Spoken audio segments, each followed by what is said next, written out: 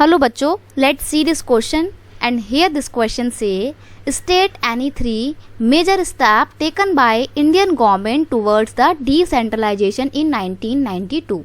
Question आपसे बोल रहा है कि इंडिया की गवर्नमेंट ने डिसेंट्रलाइजेशन करने की दिशा में 1992 में क्या मेजर स्टेप लिया था और जो मेजर स्टेप लिया था उसके कोई 3 आपको क्या बताने हैं, प्रोविजंस बताने हैं, 3 आपको उसके स्टेप्स बताने हैं। देखो 1992 में गवर्नमेंट क्या करती है ना, गवर्नमेंट एक थर्ड टियर ऑफ गवर्नमेंट बना देती है, सरकार का एक तीसरा लेवल बना देती है जो स्टेट गवर्नमेंट के भी नीचे होता है। उसको बोला जाता है लोकल सेल्फ गवर्नमेंट या फिर पंचायती राज गांव में बोलते हैं, शहरों में उसको म्यूनिसिपैलिटीज या म्यूनिसिपल कॉर्पोरेशन बोलते हैं। तो उससे पावर का डिसेंट्रलाइजेशन और ज़्यादा डीप हो जाता है।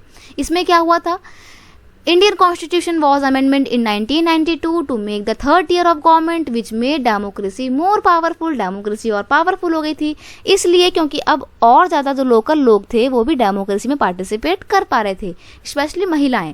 नेक्स्ट है it has been made compulsory to conduct election of local government after every 5 year interval.